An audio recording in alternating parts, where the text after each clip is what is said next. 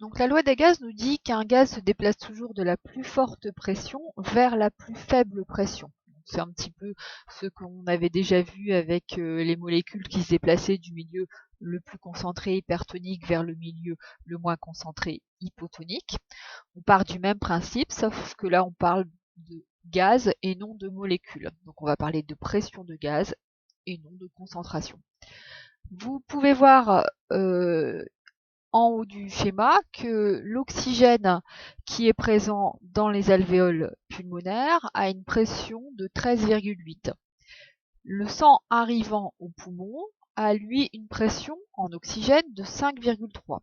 Ainsi, on peut dire que l'oxygène va se déplacer du milieu où la pression est la plus forte, 13,8, vers le milieu où la pression est la plus faible, 5,3. L'entrée d'oxygène dans le sang va faire que le sang va s'enrichir en oxygène et devenir hématosé. Maintenant, dans les capillaires qui sortent des poumons, le sang est hématosé avec une pression en oxygène de 13,8. Je précise qu'on peut dire oxygène ou dioxygène. En réalité, il s'agit bien sûr du dioxygène, mais dans le langage courant, on dit souvent oxygène. Toujours au niveau pulmonaire, vous allez avoir un échange, mais il s'agira cette fois-ci de l'échange gazeux en CO2. Le CO2 arrive des cellules avec une pression de 6. Dans les alvéoles pulmonaires, nous avons une pression de 5,3. Ainsi, le CO2 se déplacera de 6 vers 5,3. Donc on va éliminer le CO2 qui est un déchet cellulaire. Quel est le rapport avec l'extérieur? En ce qui concerne le CO2, dans les alvéoles, nous sommes à 5,3.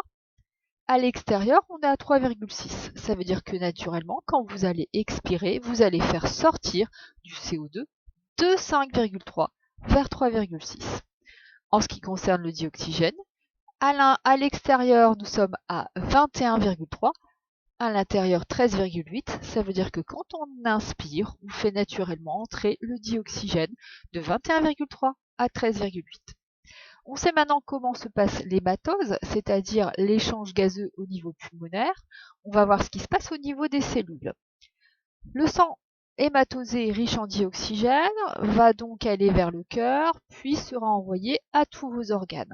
On va s'approcher donc des cellules avec un sang qui est toujours hématosé, donc à 13,8 en dioxygène, et pauvre en CO2, 5,3.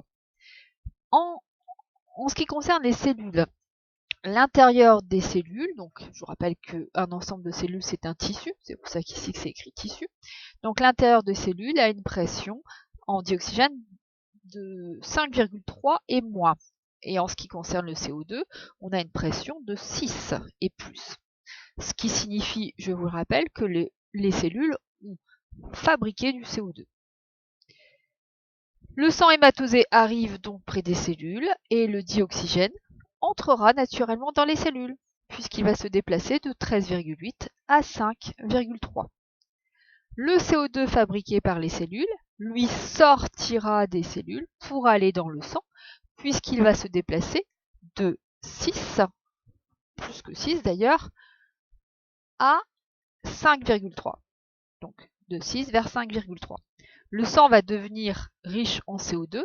C'est pourquoi à la sortie des cellules, le sang sortant a une pression de 6. Donc je répète, point de départ les cellules 6, point d'arrivée le sang 5,3. Le sang s'est donc enrichi en CO2. Il est devenu maintenant non hématosé et a une pression en CO2 de 6. Puis on arrive au niveau des poumons où on va expirer le CO2. Voilà, c'est un cycle de circulation sanguine qui se fera toujours de la même façon.